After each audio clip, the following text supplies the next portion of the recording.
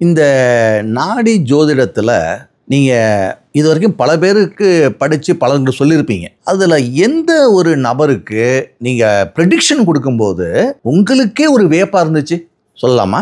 அந்த ப்ரெடிக்ஷன் என்னன்னு சொல்லுங்கள், யாருதுன்னு சொல்லலாமா? கடந்த 5 தலைமுறைகளாக இந்த மகாசிவநாடியை பார்த்துக்கிட்டு இருக்கிறோம். இதில் சமீபத்தில் என்னை ஆச்சரியப்பட வைத்த மகாசிவநாடியினுடைய பலன்களை உங்களுக்கு நான் சொல்கிறேன். நூற்றுக்கணக்கான சாட்சிகள், நூற்றுக்கணக்கான அனுபவங்கள் என்கிட்ட இருக்குது, மனதுக்குள்ளே பதிஞ்சிருக்கு.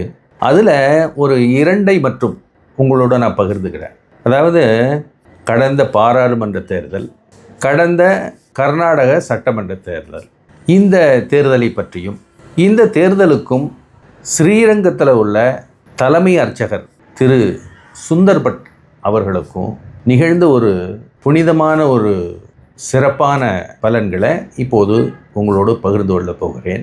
இப்போது பாராளுமன்ற தேர்தலை பற்றி நடந்த ஒரு சுவையான சம்பவத்தை பற்றி நான் உங்களுக்கு சொல்ல பாருங்களேன். கடந்த பாராளுமன்ற தேர்தல் 2024 நடந்து முடிந்தது. தேர்தலுக்கு முன்பாக ஒரு 6 மாதத்திற்கு முன்பாக உள்துறை அமைச்சகத்திலிருந்து தேர்தல் தொடர்பான ஆரூட காண்டத்தை புரட்டி பார்க்கும் பொழுது அதில் வியக்கத்தக்க பலன்களை கண்டறிந்தேன். என்ன தெரியுமா?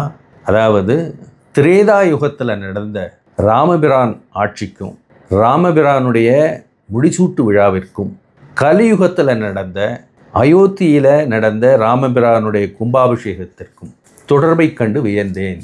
இதில் என்ன ரகசியம் அப்படின்னா, திரேதா யுகத்தில் ராமபிரானுடைய வம்சாவளி ராமபிரானுக்கு எப்படி பட்டாபிஷேகம் செய்ததோ அந்த வம்சாவழியைச் சேர்ந்த ஒரு புனித ஆன்மா இந்த கலியுகத்தில் ராமபிரானுக்கு பட்டாபிஷேகம் செய்யும்.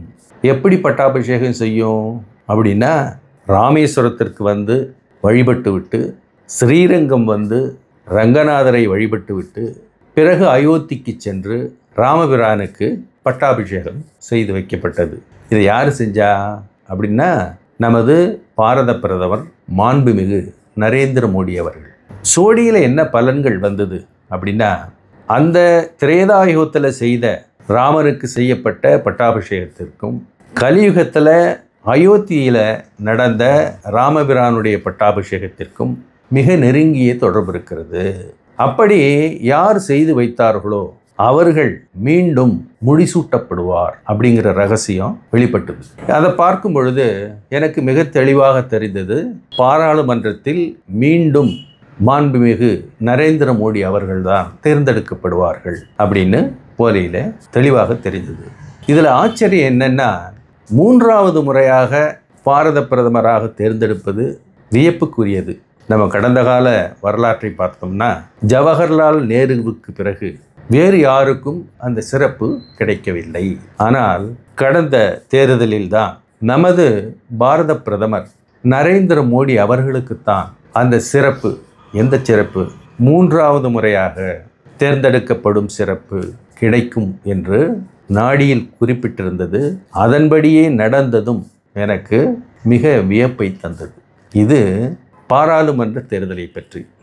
அப்படியே அதற்கு முன்பாக கர்நாடக தேர்தலின் முடிவை பற்றி தற்போது உதவி முதல்வராக இருக்கக்கூடிய மாண்புமிகு சிவக்குமார் அவர்கள் எமது 25 ஆண்டு கால தொடர்பில் இருந்தாலும் கடந்த தேர்தலை பற்றி, அதாவது 23இல் நடந்த தேர்தலுக்கு முன்பாக இங்கு வந்து தேர்தலின் முடிவை பற்றியும் அதில் தனக்கு கிடைக்கப் போகும் சிறப்பை பற்றியும் கேட்கும் பொழுது அதில் மிக தெளிவாக விடையை கண்டெடுத்தோம்.